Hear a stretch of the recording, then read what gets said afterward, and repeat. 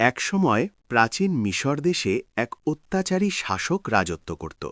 তার নাম ছিল ফেরাউন। সে এতটাই অহংকারী ছিল যে নিজেকে ঈশ্বর বলে দাবি করত। সে বলত, আমি তোমাদের সর্বোচ্চ প্রভু। মানুষ ভয়ে তার কথা মানত। বিশেষ করে বনী ইসরায়েল জাতিকে সে দাসত্বের শৃঙ্খলে বেঁধে রেখেছিল। এক রাতে ফেরাউন একটি ভয়ঙ্কর স্বপ্ন দেখল। সে দেখল বনী ইসরায়েল জাতির এক ছেলে শিশু বড় হয়ে তার রাজত্ব ধ্বংস করবে। রাজ্যের জ্যোতিষীরা সেই স্বপ্নের ব্যাখ্যা করে বলল, সত্যিই এমন একটি শিশু জন্ম নেবে যে ফেরাউনের পতনের কারণ হবে। এ কথা শুনে ফেরাউন ভয় পেয়ে গেল। সে আদেশ দিল, বনী ইসরায়েলদের ঘরে যে ছেলে শিশু জন্মাবে তাকে হত্যা করতে হবে। সৈন্যরা ঘরে ঘরে ঘুরে নিষ্ঠুরভাবে শিশু হত্যা করতে লাগল। চারদিকে কান্না আর আতঙ্ক ছড়িয়ে পড়ল।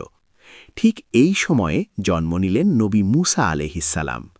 তার মা সন্তানের প্রাণ নিয়ে খুব চিন্তিত হয়ে পড়লেন। তখন আল্লাহ তার অন্তরে প্রেরণা দিলেন, তুমি শিশুটিকে দুধ পান করাও, আর যখন ভয় পাবে তখন তাকে একটি বাক্সে রেখে নদীতে ভাসিয়ে দাও। ভয় করো না, আমি তাকে তোমার কাছেই ফিরিয়ে দেব।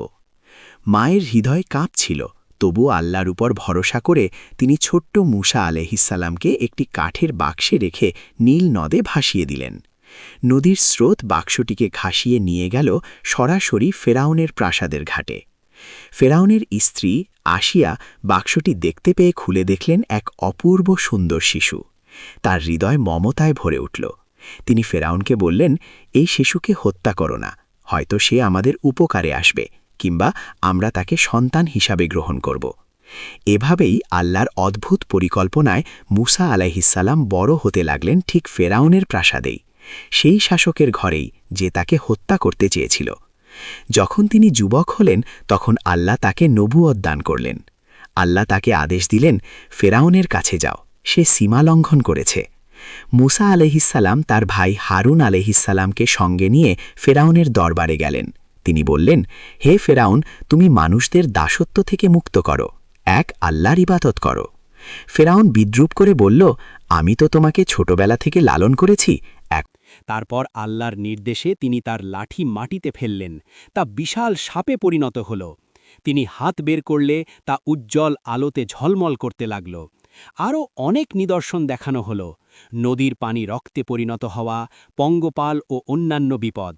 তবুও ফেরাউনের হৃদয় নরম হল না, সে অহংকারেই অটল রইল। অবশেষে আল্লাহ মুসা আলাইহিসসালামকে নির্দেশ দিলেন বনী ইসরায়েলদের নিয়ে রাতের আধারে বেরিয়ে যেতে।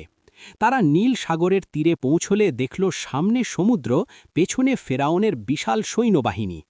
মুসা আলাইহিসসালাম আল্লাহর উপর ভরসা রাখলেন। আল্লাহর আদেশে তিনি লাঠি দিয়ে সমুদ্রের ওপর আঘাত করলেন।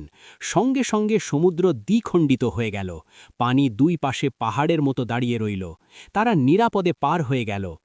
ফেরাউন ও তার সৈন্যরা তাদের পিছু নিল, কিন্তু যখন তারা মাঝ সমুদ্রে পৌঁছল তখন আল্লাহ পানিকে আবার মিলিয়ে দিলেন।